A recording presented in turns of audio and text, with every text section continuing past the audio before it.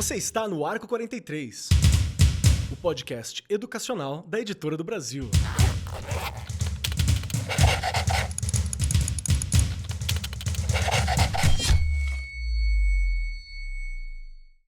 Saudações para você, meu querido professor, minha querida professora. Você que nos acompanha no Arco 43 Podcast, seja muito bem-vindo, muito bem-vinda. Cole conosco, porque o tema hoje é um daqueles temas essenciais para se trabalhar com escola. E que mais do que isso, é essencial para se trabalhar e conversar na sociedade brasileira e mundial como um todo. Porque é um tema temático no sentido de que você tem um assunto que ele tem um mês também para ser lembrado, para ser celebrado, para ser trabalhado, para ser combatido, para ser compreendido. Nós temos isso em diversos momentos do ano, né? Que é uma forma do professor, de toda a sociedade, lembrar de lidar com algum assunto. E o nosso tema de hoje é conversar um pouco sobre o agosto lilás na escola. Sei que tem diversas áreas, vamos pensar na escola novamente. Como eu posso falar sobre a prevenção da violência para crianças e adolescentes? E eu sei que todo mundo tem esse pensamento, toda geração a gente pensa sobre isso, mas tem aquela ideia de que será que essa juventude ela está protegida da violência? Não tem uma impressão de que a violência, de algumas formas, ela está ganhando novos formatos ou ela está chegando de outros jeitos? Como é que tá essa sensação? Existe na escola a sensação de que nem sempre ela é tão calma, tão focada quanto se deveria, né? Que existe uma violência que está ali presente. E nós vamos conversar um pouco sobre esse tema hoje. E junto comigo está sempre ela, aqui sentada à minha destra, minha companheira de todos os programas, Regiane Taveira. Como você tá, Rê, minha querida, que como eu falei aqui nos bastidores, tem uma vasta experiência com escola. Tudo bem, Rê? Tudo, Kelly. Tô bem. Aí a gente brinca, né? Vai falar o que eu falei nos bastidores também. Falei, nossa, eu quero me aposentar. Porque tem dias que a gente fala, quero me aposentar, e tem dias que você fala, oba, vou continuar mais 10 anos. É Mas verdade. tudo depende do dia e isso faz parte em qualquer profissão. Eu já fui aqui colocando algumas coisas que você foi falando, né? E pensando nesses novos formatos da violência que estão presentes lá na escola. Tudo que está presente na sociedade está presente dentro da escola, né? Enquanto você foi falando, já fui aqui, né? Há assuntos que são diários. E se eu tiver errada, depois vocês Uhum. me corrijam. Há assuntos que são toda hora, todo minuto. Quando você lida com crianças, com adolescentes, né, você tem ali envolvidos 400 crianças ao mesmo tempo, 600, 700. Gente, não tem como não haver desavenças, não haver violência. É óbvio que tudo a gente precisa ir fazendo algumas prevenções. Mas eu vou parar por aqui, Keller, porque a gente tem uma convidada que vai nos ajudar muito Sim. hoje. Nós vamos sair daqui cheios de inspiração novamente, indicações, porque isso faz parte do convívio, não é? A gente às vezes dá aquela desanimada, depois dá aquela animada. É muita gente ali na escola e eu falo, e vou até colocar isso já para nossa convidada nos ajudar também, a gente sente também que o professor e a professora têm muitas demandas. E essas Sim. demandas também levam né, a pensar, temos mais essa? Temos, gente, faz parte. Mas eu vou deixar, vou parar por aqui. Acho que já falei demais, senão eu falo o podcast inteiro, né, Kelly? É um podcast, gente, tá tudo bem. É assim mesmo, Rê, vamos lá. Mas muito obrigado por já dizer que nós temos aqui a nossa convidada, que é Elvira Pimentel. Elvira Pimentel é professora, formadora e doutora em educação pela Faculdade de Educação da Unicamp e esteve, na época, sob orientação da professora Thelma Pileg Vinha. E também tem um ponto. Muitas vezes nós conversamos sobre questões do cotidiano, como violência, como política, como, sei lá, qualquer outra coisa que a gente tem em volta, a partir de um ponto de vista muito da nossa subjetividade, da nossa percepção pessoal.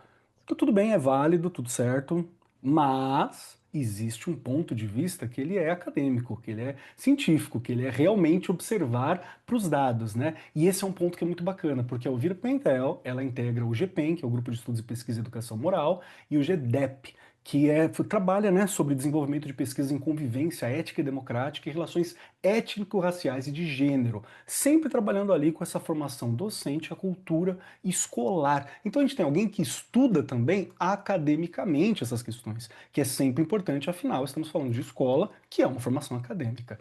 Elvira, seja muito bem-vinda, é muito bom ter você aqui conversando sobre um tema que ele é espinhoso, que ele é difícil e que ele precisa ser tratado, né? Então, muito obrigado por aceitar esse convite, espero que você esteja bem, tá pronto para esse papo? Ai, obrigada. Agradeço muito o convite. Agradeço a oportunidade da gente estar aqui hoje conversando, né? A Regiane e o Keller que estão aqui conduzindo essa discussão, essa conversa. E vamos falar desse tema, acho que como a Regiane trouxe, né? Às vezes a gente está lá no cotidiano da escola, a gente está cansada, a gente está cansado, né? Eu sou da Bahia, sou de Feira de Santana, venho da rede municipal de Feira também. Então, atuei muito tempo como coordenadora pedagógica, então essa sensação, né, de estar na sala de aula, depois estar na coordenação, do cansaço que a gente está do cotidiano, mas ao mesmo tempo dessa sensação que a gente tem do que a gente se comprometeu a fazer, né, na escola. Então, como lidar com todas essas sensações que, enquanto professora, a gente também vai sentindo. E a partir disso, de que maneira, né, que os estudos que a gente já vem fazendo vão contribuindo para isso. Então, acho que é um pouquinho disso que a gente vem conversar hoje, né? Como que esses estudos se conectam com o que a gente tem de angústias na escola. Então, eu quero agradecer a vocês aqui, a toda a equipe, que desde o início tem sido muito gentil, né? E como que a gente segue aqui para a gente poder bater esse papo com vocês. Já há algum tempo no Brasil e em diversos lugares do mundo nós temos esses meses temáticos, onde nós chamamos uma atenção para uma campanha ou algum assunto específico. O Agosto Lilás é um momento desses. É uma campanha nacional de conscientização pelo fim da violência contra a mulher, criada em referência ao aniversário da Lei Maria da Penha e voltada a informar a sociedade sobre os tipos de agressão e os meios de denúncia, que é algo essencial a se fazer, principalmente no Brasil, com os índices de violência que nós temos. E apesar da pauta ganhar força no mês de agosto, a verdade é que essa conversa ela tem que acontecer o ano inteiro e tem que começar bem cedo. A escola é um lugar maravilhoso para a gente começar tudo muito cedo. Então, essa pauta está presente desde quando a criança aprende que o corpo dela merece respeito, quando a criança consegue entender e o professor consegue explicar que ninguém pode constrangê-la ou controlar as suas escolhas, e quando a criança aprende também a reconhecer o que é uma relação saudável, a resolver conflitos sem violência e a desenvolver a empatia pelos outros. Esse debate ganhou ainda mais força com a publicação da portaria conjunta do MEC e do Ministério das Mulheres, que orienta a inclusão de conteúdos de prevenção à violência contra meninas e mulheres nos currículos da educação básica. Mas surge uma dúvida para muitos educadores: como abordar um tema que é delicado sem gerar medo, constrangimento ou polarização? E como transformar essa discussão em uma oportunidade de formação cidadã? Temos muitas dificuldades, muitas coisas para se compreender e nesse momento nós estamos aqui para entender um pouquinho mais e nos capacitar como professores para lidar com os nossos desafios e necessidades. Então, vamos lá! Primeira pergunta é sempre para você, Regiane Taveira, né? Que é para dar ali, para eu vir há um tempo para olhar para gente aqui e falar, vamos ver qual é que é desse pessoal. Que é o seguinte, Rê, quando foi a primeira vez que você viu se falando em escola mesmo um trabalho sobre violência contra a mulher, sobre violência às meninas, sobre esses assuntos que são complexos de se tratar? Por que que eu digo isso? Eu estudei e trabalhei com escola, né, já há muito tempo. E eu acho que na minha época de estudante eu nunca ouvi uma discussão desse tipo, só como professor. Então, quando foi a primeira vez que você teve um contato com uma discussão como essa? Keller, na minha época de estudante, menos ainda, né? Depois do meio século, imaginem quando que eu fiz, né? Eu já comentei isso aqui em outros episódios. Mas olha, eu já também falei disso num episódio que a gente estava falando sobre violência contra a mulher, enfim. Começo de 2000 começa a se ter um olhar bem maior para essa questão, estou falando dentro da escola, tá? Uhum. Eu tive a oportunidade de participar de uma discussão, mas isso porque eu falo que o meu magistério ele foi um magistério além do tempo, sabe? Aquela coisa, né? Eu tinha professores muito e professoras muito preparados. Eu tive uma discussão sobre essa em 92, Uau. como estudante do magistério, tá? Então, isso me marcou muito. Eu falo que essa foi uma das coisas que, aliás, né, quando a gente vem e eu não tenho vergonha de falar disso, de um lar onde acontecia uma violência contra a mulher, que no caso era minha mãe, eu Uhum. cresci num lugar, com o meu pai com uma doença, ele era alcoólatra, então a gente já tinha um olhar, entende? A gente já cresce com um olhar, e eu falo isso com muito orgulho, eu, minhas irmãs, enfim, porque a gente já cresceu com um olhar diferenciado. Até porque a gente também foi muito bem instruído pela minha mãe. E fomos instruídas muito bem pela minha mãe, que quebrou esse vínculo largando dele, e tá tudo bem. É? Era o momento dela criar as filhas, né? Eu peguei um pouco mais, mas minhas irmãs um pouco menos, que elas ainda eram bem pequenas quando minha mãe se separa dele. Mas quando você cresce num lar com este carimbo, que eu falo que é um carimbo mesmo, você Sim. pode fazer 30, 40, 50, você vai levar isso o resto da sua vida, mas você aprende a lidar. Então eu, desde que estou na sala de aula, e eu falo isso com muito orgulho, desde o começo de 90, eu olho para todas essas questões já com um olhar diferente, mas eu vejo esse assunto de verdade no começo de 2000 a ser discutido com mais afinco e algumas direções para a Uhum. gente trabalhar. Não havia muito, não, tá? Você não tinha ninguém que falasse, olha, faz assim, faz assado, né? Mas uma coisa que eu sempre tive e continuo falando, a escola tem que ser um canal de escuta. A criança tem que ter confiança no professor, na pessoa que está servindo a merenda, já comentei isso aqui, no pessoal da secretaria. Cada funcionário que tem na escola tem que ter assim, essa coisa de saber escutar. Porque a criança, quando ela tem esse vínculo, ela vai ter coragem de falar. Entende? E aí, aquilo que ela vive em casa, a mãe dela, ela, enfim, ela conta. E aí a gente direciona. Então, esse vínculo de confiança, eu acho que ele é importantíssimo, independente se foi em 70, em 60, entende?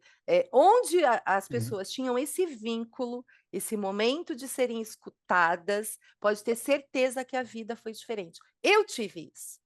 Eu tive professores que, durante os meus anos finais, me escutavam, porque percebiam o meu silêncio. Entende? Às vezes eu estava, mas às vezes eu estava quieta. E o porquê? Então, questionavam isso. Por isso que eu falo que é o olhar do profissional, que hoje eu falo que a gente não pode ter desculpa, a gente tem que estar muito atento, e falo isso. Às vezes, o professor vai falar, e a professora vai falar: ai, Regiane, mas a gente tem uma demanda gigantesca. Não importa. No momento que nós estamos lá, o corpo tem que estar inteiro, a cabeça inteira, e a gente tem que estar inteiro para ouvir essas crianças, porque eles precisam de alguém para gritar socorro, né? E isso é Perfeito. importantíssimo. Então, não sei se eu te respondi, mas Respondeu eu sim, Rê. acho que o caminho é você olhar e sempre pensar o que eu não quero comigo, eu vou tentando fazer o meu melhor lá na escola, né? Perfeito, não, respondeu sim, deixou bem claro pra gente aqui a importância do papel da escola, inclusive, né? Porque realmente, Exato. muitas vezes a gente tem essa ideia de que, ai, nossa, tudo para escola, tudo para escola. A escola é o primeiro contato, né, para além da família, muitas vezes, que a gente vai ter, e que não é ser uma instituição religiosa, ou que não é ali forrado de pessoas mais ligadas à figura à própria família mesmo, né? Eu vou puxar essa pergunta agora para você, Elvira, que é a nossa estrela, a nossa convidada aqui nesse momento. E Elvira, quando a gente fala sobre a ideia de prevenção à violência na escola, a gente está falando exatamente do quê? Porque existem casos que são mais emblemáticos, né, que são violências que são bem visíveis, existem casos de violências que são um pouco mais ocultas, existem violência de todo tipo que acontece na sociedade como um todo. Quando eu penso em levar isso para a escola, muitas vezes o professor ele tem esses diversos receios de como lidar, né? A gente teve nos últimos anos uma cultura de cerceamento ao professor ou de violência, né, contra o professor também, que fez ele ter esses meandros muitas vezes para poder falar ou para poder desenvolver o próprio trabalho. Então, quando eu quero falar sobre prevenção à violência na escola, claro, olhando para as mulheres e meninas, eu estou falando do quê? Keller, acho que fazendo muito uma conexão do que a minha colega já falou antes, Quando a gente está falando de violência, a gente está falando de algo que fere a dignidade das pessoas, né? Então, na escola, a gente vai ter, você mesmo falou, vai ter um encontro de pessoas de diferentes famílias. Então, a escola é o primeiro espaço institucional, né, obrigatório ali, inclusive legalmente, que as crianças a partir de 4 anos estejam, em que elas vão se encontrar. Crianças de famílias diferentes, elas vão se encontrar. É na escola que muitas vezes eu vou perceber que aquilo que acontece na minha casa não é o que acontece na casa de todo mundo. É na escola que muitas vezes eu vou perceber que a forma como a gente lida com os conflitos em casa de forma violenta não é a forma que, né, todas as pessoas lidam. Então, na escola a gente começa a ter esses conflitos também de como a gente vê, de como a gente vivencia as coisas em casa. E na escola vai ter esse encontro, o encontro da pluralidade, o encontro da diversidade. E o encontro também das tantas coisas que acontecem nesses ambientes familiares. Só que no nosso grupo, né, de estudo, a gente tem muito cuidado quando a gente faz essa diferenciação, porque nem todo conflito é uma violência, né? Apesar de Boa. que os conflitos eles podem virar violências, né? Nem todo conflito é uma situação que a gente chama no nosso grupo de uma manifestação perturbadora, por exemplo, uma indisciplina. Uma indisciplina não necessariamente é uma violência. Por exemplo, a criança está lá jogando alguma coisa na hora da aula. Não está fazendo uma violência, ela está tendo uma situação de indisciplina. Essa sensação de que tudo que acontece na escola, e principalmente na escola pública, é uma violência, isso gera também uma sensação de que a gente tem um aumento muito grande da violência, que sim, a gente sabe que tem, mas uma mistura das coisas e uma sensação de que o governo precisa de ações que combatam essa violência e ações que muitas vezes não vão na direção do que a gente espera, que são ações mais democráticas, né? Então, a gente tem que ter muito cuidado com essas misturas que às vezes a gente faz. Então, separando assim, violência, dentro do que a gente considera, é tudo aquilo que fere a dignidade dos sujeitos na sua existência, seja essa dignidade psicológica, física, né, material, enfim. Violência. Violência contra a mulher, a gente está falando das violências que atingem um grupo de mulheres, um grupo que não é homogêneo, não é também universal, vai atingir mulheres de diferentes formas, a depender de como essas mulheres tenham aí suas intersecções, né? Mulheres negras vão ter uma forma de serem atingidas, mulheres trans outras, mulheres cis outras, enfim. Temos aí também um outro campo que é importante da gente olhar. Então, quando a gente está falando de prevenção à violência contra mulheres na escola, a gente está falando que não adianta a gente ficar só agindo depois que as violências acontecem, porque elas vão, de fato, reverberar também na escola, né? Tem um estudo que mostra que existem pelo menos 3 tipos de violência, que são as violências que são da escola, na escola e à escola, né? Então, a violência da escola é aquela violência que a escola produz, porque a escola também produz violência, né? A violência na escola vai ser aquela violência que muitas vezes ela entra e ela vem e acontece ali dentro daquele ambiente. E a violência à escola é aquela violência que vem de fora. Por exemplo, às vezes está tendo uma intervenção policial no bairro, a polícia entra na escola, está tendo um ataque, né? Enfim, uma série de outras coisas que vêm.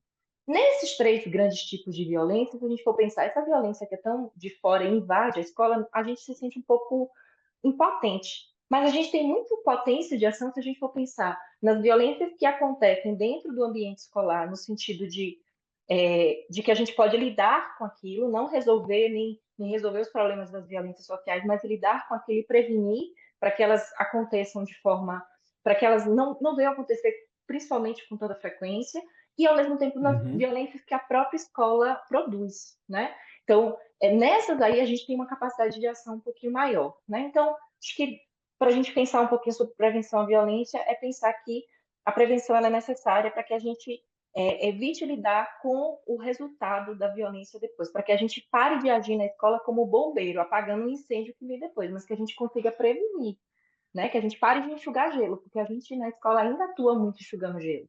Então, como que eu paro de enxugar gelo e vou atuar de maneira preventiva? É um pouquinho por aí que eu acho que a gente pode pensar nessa prevenção. Perfeito, perfeito. É muito bom ouvir uma profissional, alguém que estudou a respeito falando sobre, porque, novamente, a gente sempre ouve a partir de um senso comum, de uma percepção subjetiva, né? Que, de novo, não é invalidando, ela é válida, só que ela não tem essas referências e não tem esse refinamento de olhar. Nós tivemos, não tem muito tempo, eu vi aqui um bate-papo, onde a gente conversou sobre bullying, né? Algumas coisas assim, e um dos pontos que o entrevistado falou pra gente, o professor falou pra gente foi, a gente tem que dar nome. É bullying ou é racismo, né? É bullying ou é tal coisa? Ou é violência contra a mulher? O que que é que exatamente que está acontecendo? Porque senão o bullying é um arcabouço muito grande. E violência ainda é um arcabouço muito grande, né? Então é uma violência da escola, para a escola, né? Na escola. Qual que é esse tipo? Eu acho que são algumas reflexões que a gente tem que levantar que realmente são muito importantes. O que que você acha, Rê? Eu tô aqui, vocês estão falando e eu já tô aqui, né? A gente não pode deixar nunca chegar ao extremo, né? Sim.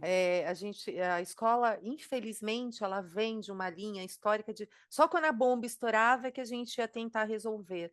E isso não, né, não vai dar certo. É realmente ir pensando no que pode ser feito, né? Quando você destaca essa questão do nomear, que realmente a gente gravou no episódio, vou nomear o que está acontecendo, né? Onde a coisa está maior, né? E aí a gente vai pensando em ações. E é o que eu falei, e vou falar sobre uma coisa que eu falo direto lá para os meus professores e para as minhas professoras. Nada é pequeno.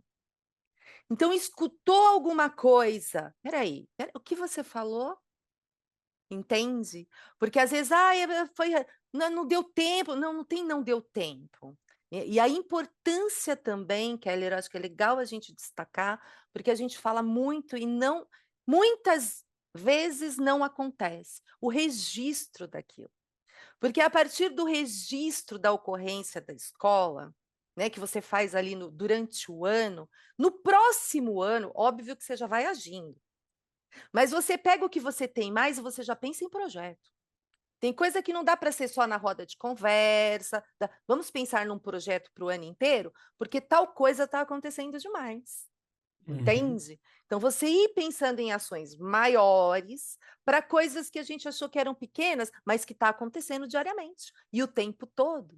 Então, por isso que ali, né, eu destaquei a questão da escuta. A gente tem que estar muito atento e vou, né, de novo, bater na teclinha, ressaltar. Às vezes parece que está tudo muito corrido, a gente tem conceito, o professor tem um monte de coisa para ensinar ali na sala de aula, mas há coisas que, se passarem despercebidas, viram bola de neve. Então, a gente não pode deixar passar, né? Houve uma reclamação aqui, outra. Vem cá, deixa eu te ouvir, o que está acontecendo? Né? Quando que o Keller fez isso? O Keller fez ontem, antes de ontem. Entende? Sim. Isso também é importantíssimo. Independente do número de alunos que você tenha, parece uma loucura, mas não é, né? Porque aquilo que parece pequeno vira gigante lá na frente. Então a gente tem, e a gente só consegue prevenir enquanto a coisa está ali, né? E aí você já começa a ter ações para essa. E também legal destacar a questão da faixa etária, né? Eu sou diretora de uma escola de anos iniciais, na periferia de São Paulo, onde já o lugar a gente já tem uma demanda diferente, então também, né, olhar para o contexto que essa escola está inserida, tudo isso, conhecer a sua comunidade, fazer trabalhos com sua comunidade até para conhecê-la melhor, né? Porque o pai não pode estar presente só na reunião de pais, ele tem que fazer parte ali, porque aí você conhece aquela família, a outra, né? Então, você vê, eu vou fazer um parênteses aqui. Hoje, conversando com uma mãe de um aluno de uma sala, eu soube da vida de um outro aluno da mesma sala. Coisas que eu não sabia. Entende? Então, eu podia Sim. ter dito que eu não ia atender essa mãe, ela não tinha agendado, não. Chegou, a gente atende, aí você, a partir dali, o assunto era o filho dela e a gente foi por um outro caminho, entendendo que a gente precisa ajudar uma outra família. Esse negócio da escuta, ela é algo que é muito importante. Eu sei que é difícil. Professor, você que está acompanhando a gente A sabe, gente tá? A sabe. gente sabe da demanda, a gente sabe que é difícil, a gente sabe das É, planilhas, a gente sabe das plataformas, a gente sabe de tudo, a gente sabe de que a gente está lá, né? sim, Mas a escola, isso, a gente sabe do barulho da escola, né, em todos os sentidos, também. mas a importância desse processo de escuta, ela é muito relevante. E eu queria pontuar uma outra questão também, que a Elvira, obviamente, sabe muito mais pelo trabalho com formação de professor, mas você também vai ter que formar esses professores para essas discussões, né? A gente não pode esquecer, quando a gente fala sobre violência, especificamente violência contra a mulher, a gente está conversando sobre uma questão que é recente. A Regiane mesmo levantou agora que é coisa dos anos 2000, onde ela começou a perceber que você ia ter essas discussões como algo que começou a ocorrer dentro da escola, né?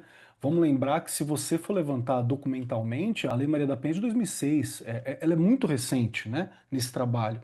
E até a década de 90, até, né, em alguns lugares até um pouco além, você tinha o conceito de legítima defesa da honra, né, o conceito do crime passional, que é uma coisa absurda, que era unicamente para você isentar, né, homens de diversos tipos de violência que eles realizavam. Então, você tem ainda toda uma geração que está em sala de aula como professor, que foi formada nesse meio dessa sociedade.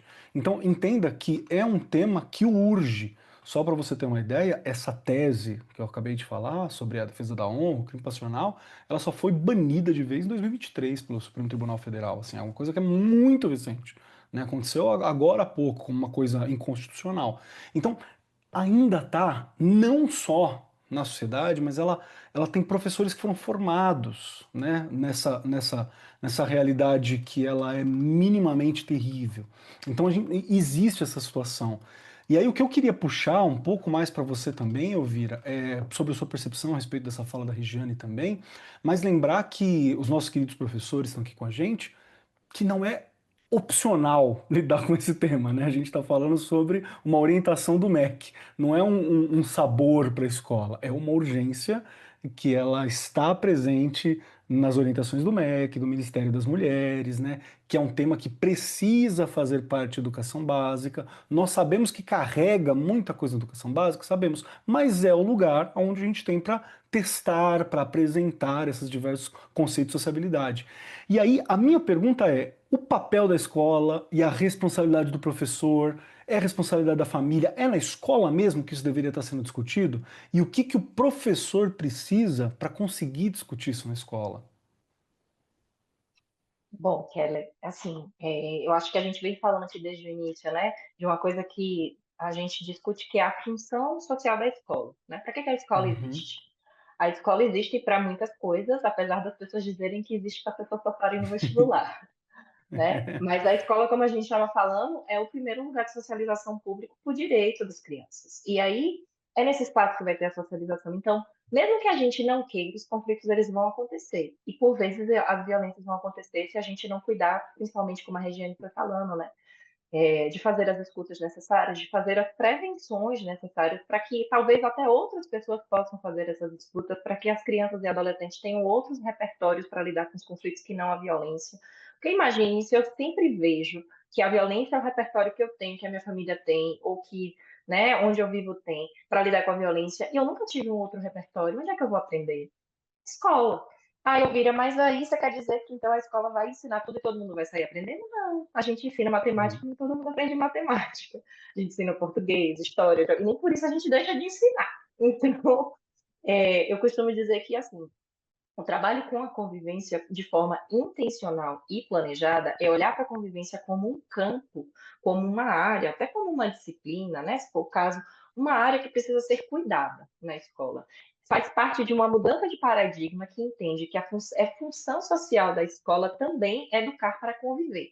Né? E aí a gente tem as declarações que vai dizer o educar para conviver, né? O educar para ser. A gente tem aí a Constituição, a gente tem a LDB. Vamos ter a Base Nacional Comum Curricular, com todas as questões que a gente tem, mas que vai lá nos 3 últimos competências dizer que faz parte da função. Então, elementos legais a gente tem. E aí, pensando na questão da violência contra a mulher, a gente tem agora, né, esse documento que sai com a orientação das diretrizes, mas a gente já tinha, desde 2024, uma orientação na LDB sobre a importância a importância não, a necessidade de se trabalhar com conteúdos a partir de uma perspectiva também de valorização feminina, né?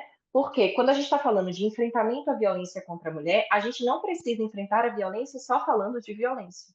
A gente pode enfrentar a violência promovendo potência, promovendo Boa. convivência, né? Então, eu gosto muito desse jogo, né? Da gente pensar que a gente pode fazer uma educação antirracista também potencializando um currículo mais afrocentrado. A gente pode sair da violência só. Não que a gente não precise falar dela, a gente precisa falar dos números, a gente precisa discutir com as crianças, porque a gente precisa localizar a realidade que a gente está. Só que isso dói, isso é dor. E a gente não precisa só falar de dor para falar de enfrentamento à violência contra a mulher. A gente pode pensar na construção de novas masculinidades. Como eu construo novas masculinidades? Com referências positivas de masculinidade. Eu não preciso só trazer as referências negativas. Como que eu valorizo a existência da mulher enquanto ser humano integral? Quando eu trago essa mulher como potencial, como pessoa que pesquisa, como pessoa da ciência, como pessoa da história, da matemática, da geografia. Então, nos currículos, de que maneira que as mulheres têm entrado como base para as aulas que a gente dá para as crianças? Quais são as mulheres que as crianças conhecem, que são sujeitos de conhecimento? Porque a professora Sueli Carneiro, ela vai dizer, né, ela usa o conceito de epistemicídio do Boaventura de Souza Santos, e ela vai dizer assim, que o epistemicídio é a bala que chega antes da bala do tiro, né? Porque a morte epistêmica é quando eu mato a possibilidade dessa pessoa ser um sujeito do conhecimento. Se eu mato essa possibilidade, eu mato uma parte dessa humanidade da pessoa. Então, eu estou falando da violência contra a mulher. Então, a gente está falando de uma violência que é institucional, que é social, que é estrutural, né? Como que a gente enfrenta tudo isso? A gente não precisa enfrentar só, claro que a gente precisa também enfrentar a violência ali do cotidiano, né? As falas misóginas, a gente precisa intervir, mas de que maneira que eu inverto o jogo? Para que a gente tenha também uma mudança que é maior, que não é só do sujeito, porque existe e vão ter os meninos que vão ser machistas, vão ter as meninas que às vezes vão reproduzir esse machismo, mas vai ter principalmente uma sociedade que o tempo inteiro vai estar incentivando. Então, como enquanto escola, a gente vai trazendo elementos para a gente mudar o jogo, sabe? Eu acho que é mudar um pouco o jogo para que a gente possa avançar nesse movimento de prevenção. E aí, isso que sai agora em março, né, com o apoio do Ministério, tudo isso vai convergir para que a gente pare e olhe para isso como uma necessidade. Não tem como a gente não falar de gênero na escola, né? Às vezes a gente sabe que tem todo um tabu por falar de gênero. Ai, falou de gênero, meu Deus, já vai imaginar um monte de coisas, a ideologia, né? Um monte de coisas que foram criadas. Por quê? Porque, gente, mexer com gênero é mexer com estrutura social, né? A gente tem uma sociedade que é estruturada a partir do patriarcado, do machismo. Então, se eu mexo com isso, meu Deus, a gente está balançando a estrutura. Balançar a estrutura é dizer que alguns privilégios vão ter que ser quebrados. E aí o negócio dá. Não, peraí. Aí para. Então não vai ser fácil, não vai ser assim, leve, não falar de gênero, não. E outra, eu acho que é interessante a gente pensar que quando a gente fala, vamos falar de gênero, a gente está falando que vai falar de mulher. Não, a gente está falando de relação. Gênero se constrói socialmente. Então, se gênero se constrói socialmente, ele se dá a partir das relações. A gente está falando de gênero, a gente está falando de gênero. Masculino, gênero feminino, não binário, tem vários. Claro que a gente vai contornar aí o que é possível dentro de cada instituição. Mas falar de gênero na escola é reconhecer a sociedade que a gente tem, que existe uma desigualdade de gênero e andar em direção à equidade. Quando eu digo assim, eu não vou falar de gênero na escola, não existe. Você só está convergindo com o que a sociedade já está. Porque você fala de gênero quando você faz uma reunião, quando você faz Dia dos Pais e Dia das Mães, você está falando de gênero. Quando você escolhe fazer o Dia da Família, é um problema. Mas a gente sempre fez Dia dos Pais e Dia das Mães. É gênero. A gente está falando de gênero. Então, se eu escolho não falar de gênero, na verdade, possivelmente eu estou escolhendo só seguir a roda do que já está acontecendo, mas eu estou falando de gênero de algum jeito, porque o gênero está aí, está em tudo, né? Então, é trazer à tona a consciência ao baile de que estamos falando de gênero porque reconhecemos as desigualdades e vamos falar de gênero para tentar a equidade, quem sabe a justiça social, né? Que é o que a gente almeja, né? A justiça social chega. Enquanto isso, a gente vai trabalhando com a equidade, que é dando as condições necessárias para os grupos que precisam, né? E olhando aí para as interseccionalidades, porque ser mulher não vai ser mulher do mesmo jeito para todo mundo, né? Então, só uma coisinha, só porque a gente falou de história, a gente falou das datas, mas veja, o voto feminino é de 1932, tem nem 100 anos. Em 2022, a mulher teve o direito de decidir se ela quer ou não fazer a ligação para não ter mais filhos sem autorização do marido. São coisas assim que a gente olha e parece absurda, mas é de agora, né? Então, se a gente olha para essa história, as mulheres estavam lutando pelo direito de trabalhar, mas era uma maioria de mulheres brancas, porque as mulheres negras já trabalhavam. elas estavam lutando por outros tipos de condição. Então, a gente precisa entender que esse movimento também é importante, né? De que essa condição de mulher também não é uma condição única, assim. Perfeito, ainda mais quando você pensa no Brasil, né? Que é esse país tão diferente, tão desigual, né? Com tantas misturas culturais e por aí vai. Então é bem difícil que seja mesmo igual essas relações. Então é muito legal quando a gente pensa. E eu gostei muito dessa ideia do trabalho com a potência, porque ela responde muitas vezes esse medo que o professor tem.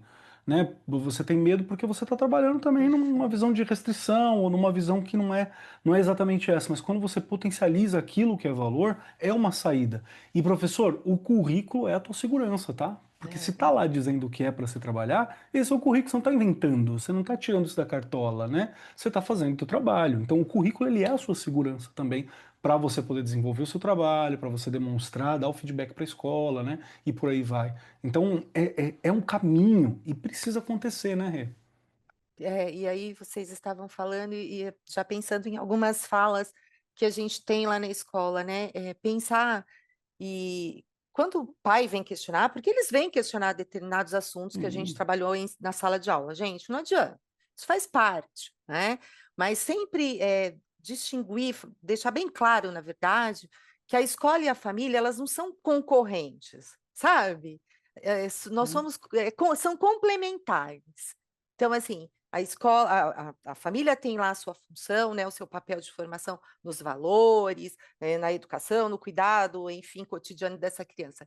E a gente deixar claro que a gente tem, né, como responsabilidade ali na escola, garantir que que essa criança cresça entendendo dos direitos, né? A gente entender dessa convivência democrática que é necessária nos lugares que eles convivem aí, né, coletivo, né? E deixar isso sempre bem claro para a família, né?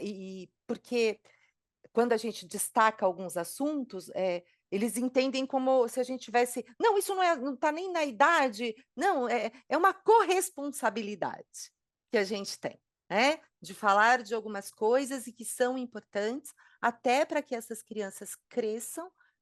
Né? Eu falo criança o tempo inteiro porque eu estou ali trabalhando com crianças dos anos iniciais, mas compreendendo, né, que a gente tem que saber conviver, isso faz parte, e a escola ajuda nisso também. E, gente, vamos ser realistas, né? Dependendo do local que a sua escola está inserida, essa criança nem vê o pai, nem vê a mãe, às vezes nem mora com o pai, nem mora com a mãe. Gente, Todo mundo sabe, a trabalha, né? Às vezes realidade. até criança. Pronto! Às vezes você tem criança. Eu tenho, de abrigo, entende? Ah, Regiane, mas. Aonde ele vai entender e compreender algumas coisas é com a gente. E isso faz parte, né? E a gente tem que assumir essa responsabilidade, e não adianta dizer isso não faz parte, né? Essa caixinha aqui eu guardo e deixo fora da escola. Não existe caixinha fora da escola, né? Os muros não existem, a gente tem que estar o tempo inteiro, né, em relação com essa comunidade, seja ela qual for, e ela compreender que é uma corresponsabilidade. Isso. Queria Perfeito. só falar uma coisinha a partir disso que a Regiane trouxe. As famílias, elas questionam muito, né? E as famílias, elas vão ter o que a gente chama que são os valores em nível privado, que são os valores que são compartilhados por aquele núcleo. Mas a escola, ela tem uma responsabilidade que é a formação desse sujeito para uma convivência que a gente chama de ética, que é essa convivência em que o respeito, a equidade, né? Que acho que o que ela falou logo no início, o que eu quero para mim, eu quero para o outro, foi a Regiane, né? Então, essa ideia de comunidade, ela precisa ser construída em algum lugar, desse convívio de social, desse Uhum. convívio da sociabilidade em espaços públicos, que é diferente da família. Né? E muitas vezes o que a família vai querer é uma coisa privada, é uma coisa para ela, são as crenças, os processos, os valores dela. Mas a escola está comprometida, né? E fazer esse movimento para que a família compreenda, né, que existe uma convivência coletiva é importante. E nessa perspectiva que a Regiane falou, de comunidade, né? Se a gente convive em comunidade, se a gente é uma comunidade, né, que se apoia, se a gente é uma comunidade, a escola é também uma comunidade. A gente precisa atuar dessa forma, de maneira a colaborar um com o outro, né? E não a família vem aqui, é contra a escola é contra a família, né? É todo mundo junto para a gente construir a sociedade que é boa para mim, e aí eu vou trazer um conceito de ética. Ética é aquilo que é bom para mim e para o outro, a vida boa para mim e para o outro, em sociedades justas, a partir do Pourriquet. Ou um conceito de uma ética Ubuntu, em que eu sou porque nós somos e só porque nós somos eu sou. E aí não é um ditado, é uma ética, é um princípio ético de existência que só existe em coletivo e esse coletivo só existe porque eu também existo. Essa é a toada da escola, né? E que muitas vezes a família não vai fazer desse jeito. Algumas sim, outras não. E aí a gente vai fazer esse diálogo. Perfeito, perfeito. Esse é outro ponto também, que uma hora eu quero conversar legal com o professor, viu? Porque tem uma galera que a gente tá com uma dificuldade sobre discutir sobre ética no geral, assim, na sociedade, né? Que ela estava muito associada à ideia de uma ética religiosa, isso se desassociou, e aí a gente ficou meio, né, meio solto. Você pega qualquer coisa da filosofia grega, por exemplo, toda hora alguém estava discutindo isso, porque precisava se guiar de alguma forma, né? E hoje em dia a gente tá meio solto. Meio solto por aí. Então é um ponto que precisa ser compreendido, né? A gente está carecendo desse tipo de discussão. Mas aí eu já estou trazendo minhas questões assim que eu fico observando e pensando. O que eu queria puxar muito também com você, Elvira, que eu acho que é mais uma orientação. Eu sei que não existe nenhuma forma de receita mágica, o caminho para se fazer as coisas por igual, como a gente já falou, muitos tipos de mulheres, muitos tipos de sociedade, muitos tipos de culturas, tudo isso está dentro do Brasil, muitos tipos de escola, questões financeiras, sociais, políticas e por aí vai. Mas existe um ponto que é quando nós pensamos como trabalhar também a questão da violência com criança pequena, com adolescente, com os anos finais, com o ensino médio, né? Existe uma forma de lidar com cada faixa etária. Porque tem muito professor que eu já ouvi isso também, que fala assim: eu não vou trabalhar isso com as crianças, como é que eu vou falar para a criança que, né, tem agressão? Não é, você não vai falar com a criança da agressão, você vai falar de uma outra coisa, que é para dar o fundamento para depois ele entender, né? E eu também não vou trabalhar com ensino médio para você, né? Você tem que ter essa gradação de introduzir o assunto. E aí eu gostaria de perguntar para você se você tem alguma forma para explicar mais ou menos de maneira simples, né? Como que eu ensino essas questões para a educação infantil, para os anos iniciais, como que eu posso introduzir essa discussão na minha escola, se ela não tem. Se eu tenho uma escola de anos iniciais, não tem esse tipo de discussão e eu acho que é importante. Se eu atendo muitos anos finais do fundamental, como que eu posso lidar? E o ensino médio, que é onde eu acho que dá para você entrar com a lei, né, com a questão dos mecanismos de denúncia, prevenção, que aí é onde você tem um quase adulto ali, ou alguém que já está pronto para viver na sociedade ou para lidar em sociedade. Como que a gente constrói isso? O como né? O como ele é bem importante porque ele vai muito pro que a gente precisa fazer, né? No nosso grupo, eu vou dar um panorama geral e depois eu vou para cada Claro. segmento. No nosso grupo, a gente fala, você falou aí, né, que o currículo ele é muito importante. Então a gente diz que a via curricular, ela é uma das vias mais importantes, porque currículo é tempo didático. É o que está no currículo que vai dar o que a gente vai ter tempo para falar, seja na educação infantil, seja no ensino fundamental, seja no ensino médio, né? Então, currículo é poder e currículo é disputa. Então, quem eu boto ou tiro do meu currículo, as histórias que eu resolvo ou não contar, fazem parte de uma escolha que vai ou não na direção da prevenção à violência contra mulheres, né? Essa é uma primeira coisa, assim, que aí eu posso falar de Boa. qualquer idade, né? Então, eu tinha lá no grupo 5 da escola que eu trabalhava, vários projetos de artes. Quem são os artistas que a gente escolhe estudar, né? Quem são as histórias e os projetos que a gente escolhe, de que maneira esses projetos estão postos? Será que eles estão reforçando estereótipos de gênero, né? Tudo isso está ali dentro das minhas escolhas pedagógicas curriculares. Então, o currículo é uma via muito importante para a gente pensar nos processos de trabalho. E aí eu depois vou falar um pouco mais do como nesse currículo. Mas eu queria destacar dois outros caminhos, duas outras vias que são importantes da gente pensar. Professoras e professores precisam também que esse trabalho seja ampliado de maneira institucional, porque senão fica no risco de, Uhum. por exemplo, é um trabalho da Regiane, a Regiane saiu da escola, acabou. É um trabalho do Keller, Keller saiu da Uhum. escola, acabou. Não pode, porque senão a gente tem um trabalho que é de algumas pessoas, e esse não é um trabalho de algumas pessoas, esse é um trabalho que precisa ser institucionalizado.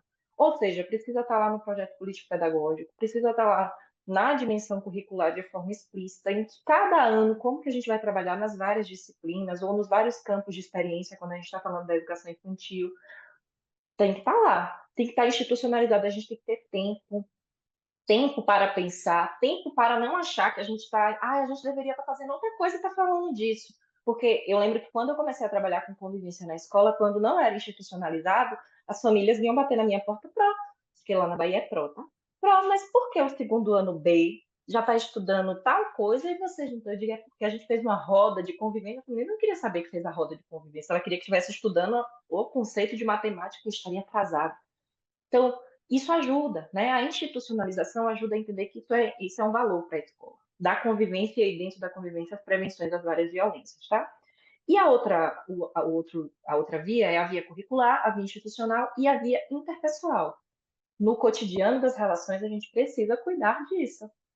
Onde estão as mulheres na escola? Quais cargos elas ocupam? E aí a gente vai pensar também interseccionalmente, as mulheres negras, as mulheres brancas, onde elas estão, né? As pessoas negras, os homens brancos, como os homens se tratam? Eles conseguem se abraçar? Os professores se abraçam? Não, o professor faz piada. No cotidiano das relações, como que a gente também cuida disso, né? Então, estou falando aí de 3 vias: institucional, curricular e interpessoal. E aí, pensando um pouco na via curricular, que eu acho que é o como que eu faço isso então na sala de aula, né? A minha irmã, ela é artesã, né? E esses dias ela desenvolveu um joguinho, que é um joguinho que a gente chama de Mulheres Incríveis, que é um cara a cara de mulheres que fizeram coisas. Então, eu estou brincando de cara a cara, e aí com crianças ali a partir, até da educação infantil a gente consegue ali a partir de 5, né? 4, 5, mais crianças do ensino fundamental. E aí, no fundo desse cara a cara, para as crianças maiores, tem lá o que elas desenvolveram, o GPS, né? A pesquisa sobre o genoma, ou sobre o coronavírus, tá lá, né? A Erika Hilton, a primeira deputada estadual, tá lá, estão lá. Então, eu não preciso estar falando da violência, eu estou falando ali daquela dimensão da potência, né? Que eu estava conversando com você. Aí, a gente vai fazer um estudo, aí com o ensino fundamental 1 até o ensino fundamental dos anos iniciais, o ensino fundamental dos anos finais, a partir dos dados do Anuário Brasileiro de Segurança Pública. A gente tem alguns dados, pessoal, e tal, o que esses dados estão trazendo e tal. A gente pode fazer uma discussão a partir da matemática, a partir de dados da matemática, né? A gente pode fazer discussões dentro das várias disciplinas de várias formas. A gente pode ter rodas de meninos para falar como é ser menino. Isso não precisa ser no ensino médio, não. Pode ser lá desde os menores. A gente está conversando, gente. Então, as crianças, os meninos, desde muito pequenos, sabem o que é não poder chorar, né? Uma coisa que é bem importante, a gente, como professor, está fazendo ali uma roda de sentimentos. E aí eu estou trabalhando com a tristeza. O que a gente faz quando a gente está triste? As meninas vão dizer, a gente chora. O menino vai dizer, eu não choro. O homem não chora. Tá ali, né? Tá ali já um conteúdo para a gente poder pensar, não chora, por que a gente não pode? Por que não pode chorar e tal? Desconstruir algumas coisas, às vezes, que estão sendo colocadas a partir dos diálogos com as crianças. Eu não preciso ir com a criança da educação infantil apresentar dados de extrema violência, mas a gente pode ir reconstruindo essas relações de gênero. Os meninos da educação infantil sempre chegam, levam a bola e jogam bola e não deixam as meninas jogar. A gente tem, pelo menos lá na minha escola, a gente tinha esse problema todo ano. Aí as meninas queriam brincar com a bola, e a gente faz a partir daí uma discussão de gênero no esporte, o professor de educação física, a professora de educação física, né? Tudo isso tá posto, né? Às vezes as reproduções que a gente fala, as meninas não sabem matemática, os meninos não são bons de não sei o quê. A gente vai reproduzindo muitas coisas, e quanto isso está rodando, né, no nosso estereótipo de quem pode ou não pode, quanto a gente comunica isso para as crianças e para os adolescentes. Então, existem muitas formas, existem os jogos, existem as literaturas, né? A gente tem literaturas que vão aí, por exemplo, a gente tem o livro da Malala, que eu gosto sempre de indicar, que é um livro, inclusive um amarelinho que é para as crianças menores ali, de ensino fundamental 1, a gente trabalhou lá na escola uma vez, dá para a gente trabalhar, que vai falar de uma coisa muito dura, mas de um jeito, né, que as crianças conseguem acessar, conseguem discutir. A gente vai ter livros que colocam as mulheres em lugares diferentes, tipo meia longa.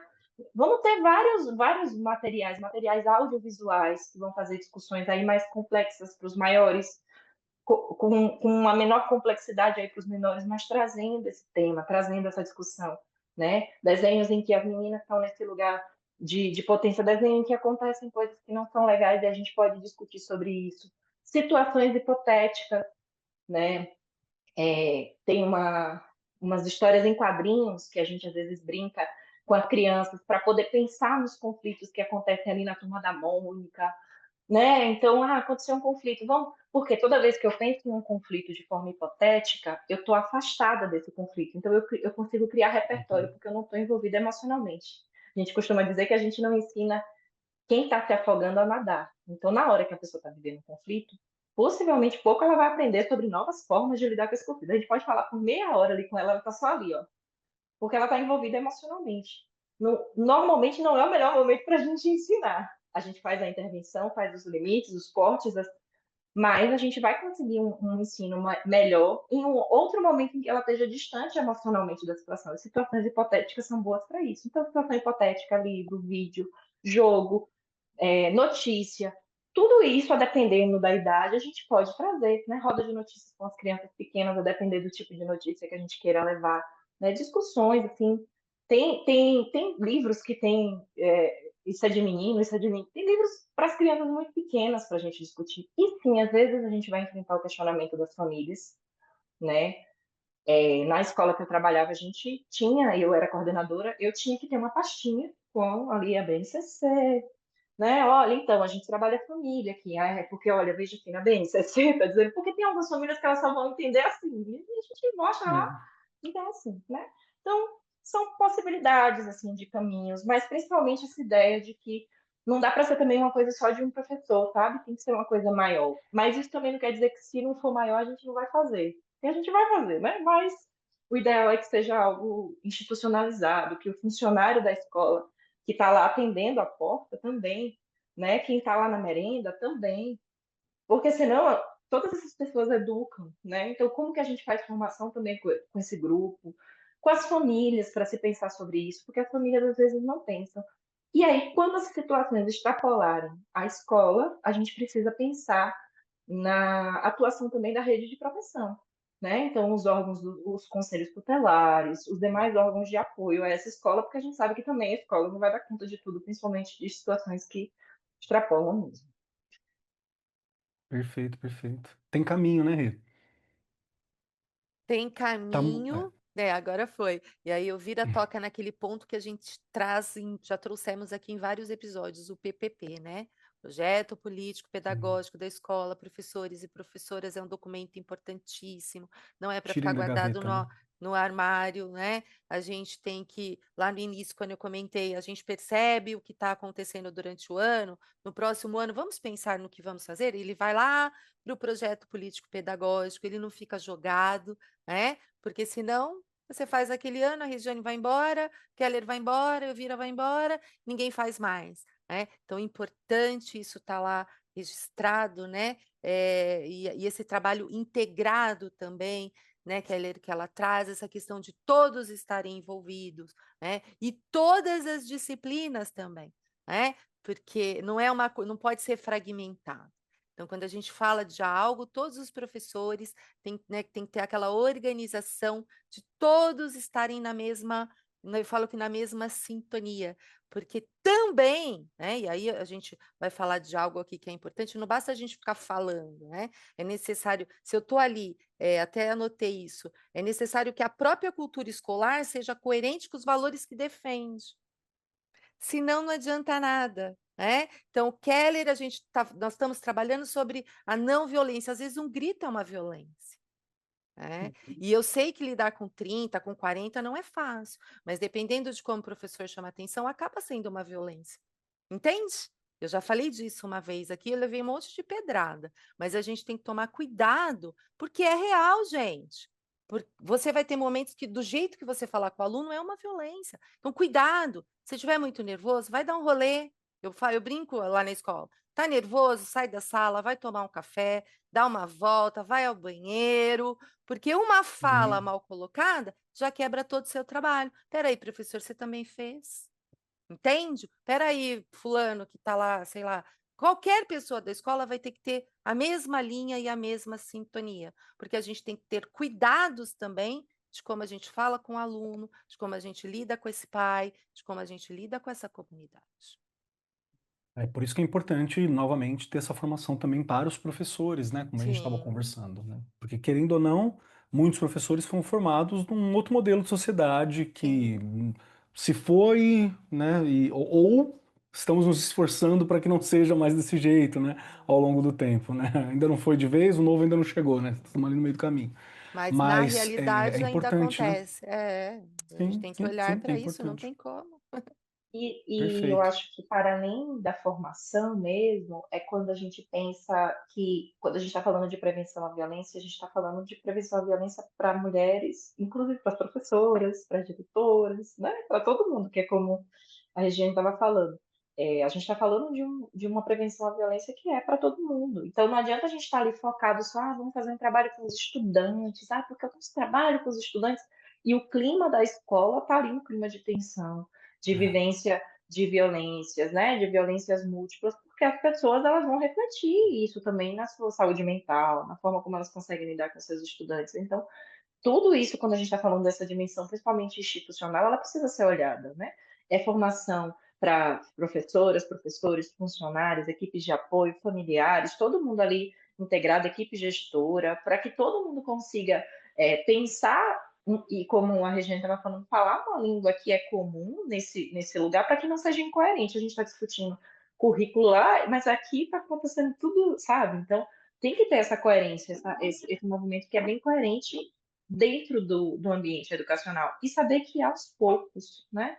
Acho que acho que a gente precisa continuar esperançando, se fortalecendo nos espaços de que a gente tenha uma maior entrada dessas discussões, porque também às vezes a gente cansa, né? Eu sei que muitas vezes quem tem um comprometimento muito grande, nananã, aí vai, tenta de um jeito, tenta de outro, não consegue, porque vai ter muita barreira mesmo, né? Eu costumo dizer que a gente trabalha nas fissuras, mas, né, se a gente fissura muita coisa, a estrutura cai. Só que cansa trabalhar na fissura, né? Então a gente precisa de espaços em que a gente se acolha, se olhe, esteja entre mulheres também se cuidando, sabe? Eu, particularmente, faço muito isso. Assim, tem hora que eu digo, vamos aqui, vou, né, me reabastecer, me reconectar, né? E homens precisam de espaço entre eles para que eles possam falar sobre si, né? Professores falando sobre si, estudantes falando sobre si, porque são coisas que. E também rodas coletivas, tudo isso, mas espaços em que a gente se cuide, sabe? Porque a gente precisa estar bem para conseguir também falar algumas coisas. Tem coisas que não vai ser eu, não vai ser a Regiane que vai falar. Por exemplo, para a Regiane pode ser que esteja tranquila, ela até atender uma família que tenha situações parecidas com a dela, mas pode ser que para outra professora não esteja. E não vai ser essa professora. Não vão ser as professoras só que vão assumir o enfrentamento e a luta do enfrentamento contra a mulher, assim como não são só pessoas negras que precisam falar de luta antirracista, né? A gente precisa implicar todas as pessoas nesse compromisso, porque é sobre isso, é um compromisso de todo mundo, porque a gente já está vivendo, às vezes, a violência, a gente ainda tem que lidar com a violência que está sendo vivida pelo outro, porque a gente tem que conseguir saber, às vezes não vai ser aquela professora, vai passar para alguém, né?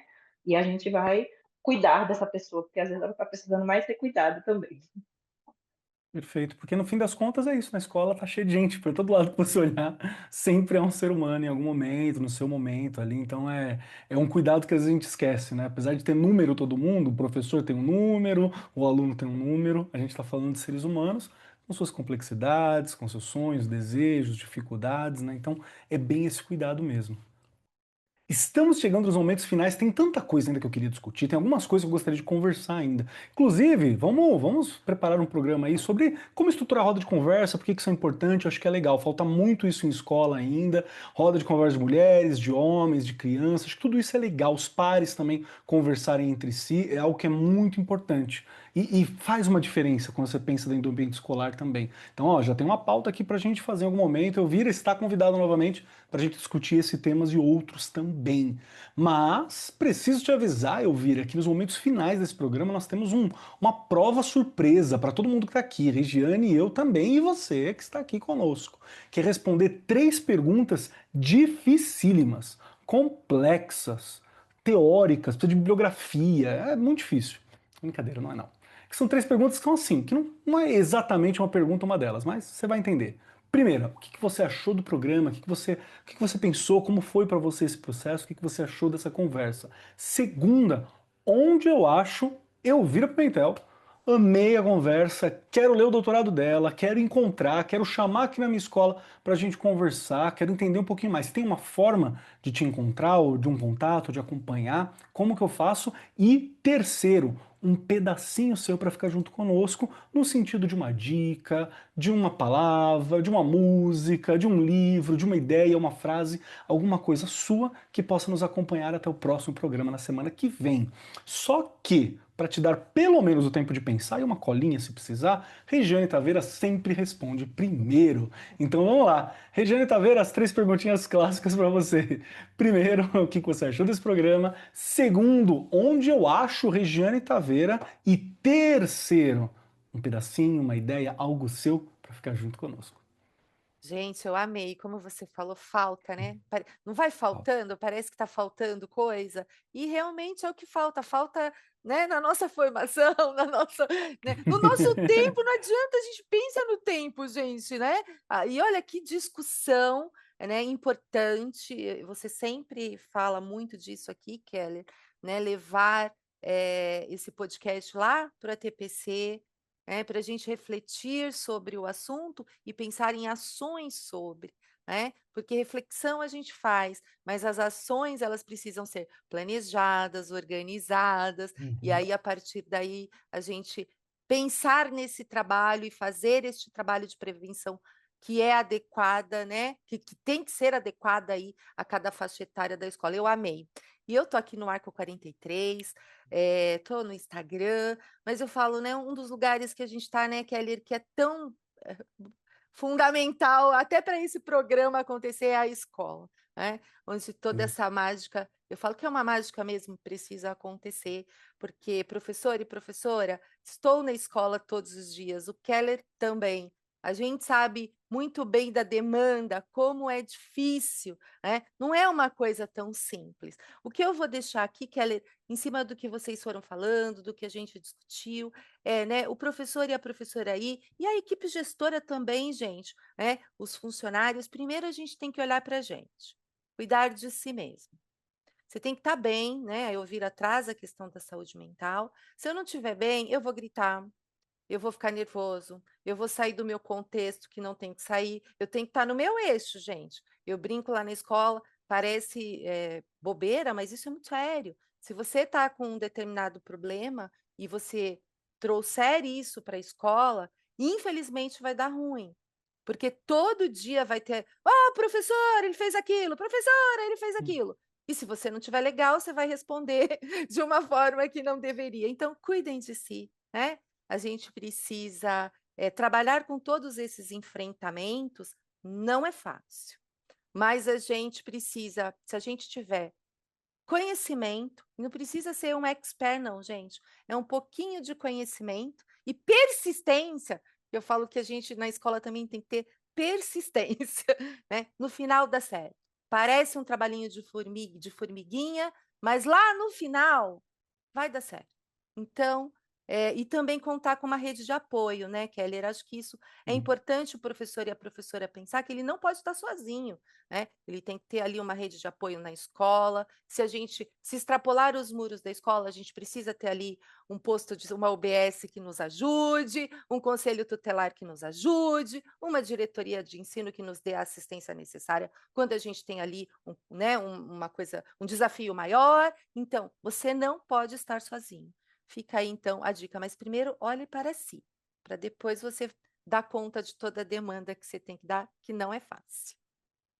Perfeito, perfeito. Rei, muito obrigado, viu, por topar estar sempre aqui com a Obrigada gente, por eu. estar comigo em todas as semanas aqui, conversando, lidando, dividindo suas experiências, viu? Agradeço muito. Obrigada eu.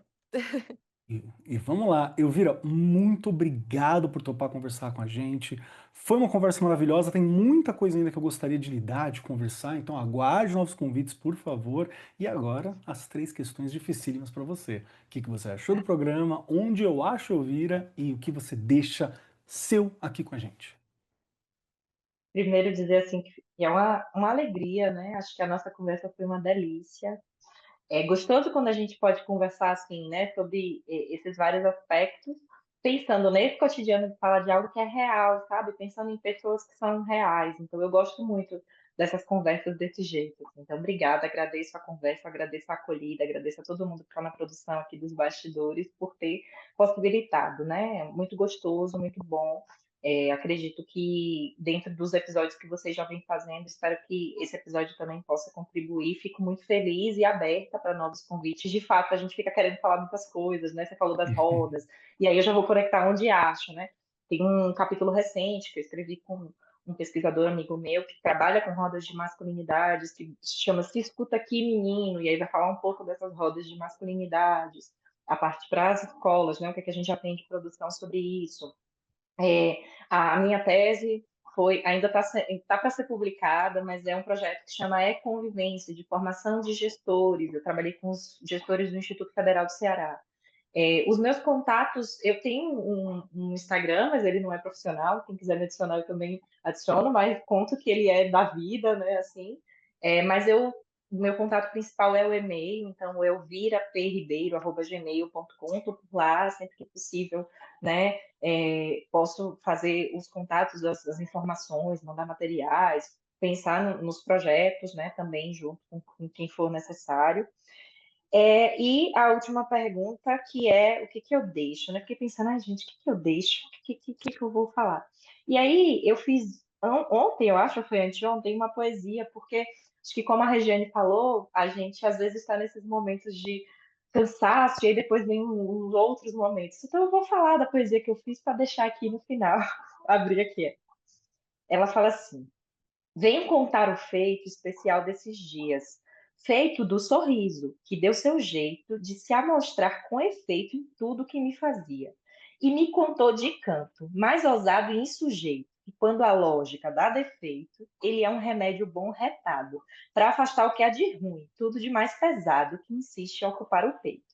Uma gargalhada bem dada, daquelas de gogó para cima, é remédio que desfaz o nó de palavra entalada, de olho que mina. A questão é que nem sempre ela vem livre. Tentam que seja esquecida, não é autorizada, da norma ela é tolhida. Fica mais difícil em terra úmida, quando nem recompensa a encontra perdida. Mas de tanto encharcar, solo faz brotar sorriso semente. Na fala escrita do poeta encantado, na voz de um adeus insurgente, nas palavras de uma mulher gigante, na dança que toca para o presente. Gargalhar é desobedecer essa ordem eloquente que nos quer entristecida. É desordenadamente rir de verbo homicida. É sorrir em rebeldia para não esquecer nenhum dia que somos festa, música, cheias de graça e poesia. Por isso, sorria. Então é isso que eu Fantástico. deixo. Para a gente poder enfrentar essas coisas aí quando as coisas estão mais difíceis também. Perfeito. Elvira, muito obrigado por compartilhar com a gente, obrigado por estar aqui, por essa sensibilidade, por esse cuidado, por essa humanidade, né? E por estar se esforçando tanto por esse ponto dentro da educação, assim. Eu acho que é algo que é muito bacana. A gente às vezes está numa sensação de uma tecnocracia, né? Dentro da educação e relembrar desse lado humano, desse sorriso, dessa gargalhada, eu acho que é realmente muito importante. Muito obrigado por estar aqui com a gente, viu? Agradeço muito. Obrigada. A arte faz a gente sair um pouco disso tudo, né? E não à toa é tão atacada. Então, recorremos à arte também quando a gente precisar, né? E aos pares, a umas às outras, a nós aqui, se fortalecendo, que é importante. Super obrigada mesmo. Perfeito, vamos lá. Chegou então a minha vez, né? Quero dizer que eu gostei muito do papo, eu acho que ele é um papo importante. Já tivemos outros programas aqui abordando questões semelhantes, né? Mas como a gente já falou, dentro da educação, nada é esgotado, assim, não existe absolutamente nada que se esgota. Tudo é necessário a gente reviver, trazer novamente, trazer novos olhares. Então é por isso que nós temos essas datas importantes, esses meses temáticos, esses assuntos para se lidar. E o professor ele precisa estar entendendo, estar compreendendo, né, estar lidando. Ai, Keller, mas eu não sei como que eu vou fazer essa discussão dentro da minha escola. Eu dou uma dica para você. Sabe o que você faz? Conversa com a sua coordenação, com a sua direção e faz uma discussão sobre o episódio 284 do Arco 43, que é esse aqui que você está ouvindo. Só você dá para a galera ouvir que a gente já tem um ponto de partida. O que que você acha? Houve uma parte, uma pergunta que a gente fez para o Elvira, ouve o Elvira falando, e aí dá um pause e fala, o que que vocês acham? que vocês estão sentindo? O que é? Acha que é legal? Cabe na nossa realidade? Você já tem aqui um trabalho completo para você desenvolver. Porque tudo que a gente conversa com você aqui é uma conversa, é bacana, é bom para voltar para casa, é bom para lavar uma louça, é bom para ir até a escola, é bom para dar um ânimo às vezes, né? Com outro ar da educação, que muitas vezes a gente está ali preocupado no dia a dia, mas ele também é bom para nos formar. Então desenvolvam, utilizam esses materiais, utilizem porque vale muito a pena e é para você, né? Editora do Brasil, a gente faz aqui junto com você, a produtora que faz aqui com a gente, é tudo para vocês.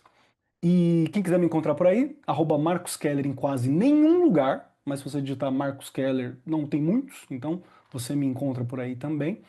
E você também me acha lá no Instagram como Kobe Keller. E nesse momento, quando esse programa sair no ar, eu já tomei vergonha na cara e voltei a colocar uns videozinhos de filosofia lá para vocês. Então vai ter lá uns videozinhos conversando, lidando também, pra gente poder voltar a falar sobre filosofia, né? Tava descansando, gente, férias, calma. Calma que eu tava descansando. Então a gente já volta.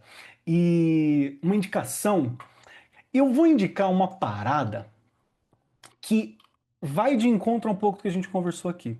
Existe um livro muito clássico sobre história da arte que é do Gombrich. É um livro muito clássico. Só que só tem cara no livro inteiro. É só homem de um lado pro outro, assim. É inteiro. Parece um filme dos anos 80 de Brucutu, onde só aparece os caras assim escorrendo testosterona. Tem uma autora chamada Kate Russell, que ela fez um outro livro chamado A História da Arte, sem os homens, trazendo as mulheres daquele período, que é uma contraparte desse livro do Gombrich. Não é um livro caro de você encontrar por aí, você acha ele, é um livro de arte, né, impresso, então ele não é um livro barato também, mas ele é um livro muito bacana e você vai ver como muitas, quase todas dessas pessoas foram ocultas da gente, sabe? A gente não teve acesso. E você percebe uma galera que inspirou mais da metade dos caras que estão no livro do Gombrich. Você percebe muita coisa bacana quando você está olhando ali. E é repertório pra gente. É um repertório que ele é muito importante. Uma das questões que me fizeram lembrar desse livro foi justamente fechando alguns roteiros, né, para falar de filosofia novamente ao longo desse ano. Eu fui dar uma olhada e eu vi que estava com poucas mulheres. Né? E eu fui procurar um repertório, eu encontrei algumas coisas, eu lembrei, pô, tinha aquele livro legal de história da arte da Kate Russell, né? Falei, será que tem uma coisa bacana também na filosofia? E eu peguei alguns materiais, até para que eu possa conhecer novamente, né, nomes que às vezes foram ocultos de mim por algum motivo, pela sociedade que a gente tem. Então, procurar conhecer, procurar ir atrás. Repertório, ele é ativo, não adianta a gente ficar parado esperando cair do céu, porque não é bem assim que funciona. Então é realmente ir atrás de ter esse repertório, de ir atrás de procurar essas representatividades. Isso é um movimento que ele é muito importante. Certo? No mais, agradeço a todos vocês que estão aqui, professor, professora, tudo isso aqui é para você. Divida com seus colegas, manda no grupo do Zap da escola, conversa sobre, se forme. Fique à vontade para entrar em contato com a gente também. Se você tiver alguma dúvida, coloque nas caixinhas de comentário que nós temos por aí, que a gente sempre vai atrás para dar uma olhada. Então, fiquem à vontade, porque esse material, como tudo na educação, é de todo mundo que se apoderar dele. Tá aí para vocês, tá bom? No mais, eu sou Marcos Keller e até semana que vem. Tchau, tchau. Gravação e edição Agência Bowie, produzido pelo Departamento de Marketing da Editora do Brasil. Supervisora de Marketing, Lívia Garcia. Siga-nos nas redes sociais. instagram.com/editora do Brasil _oficial, facebook.com/editora do Brasil e youtube.com/editora do Brasil.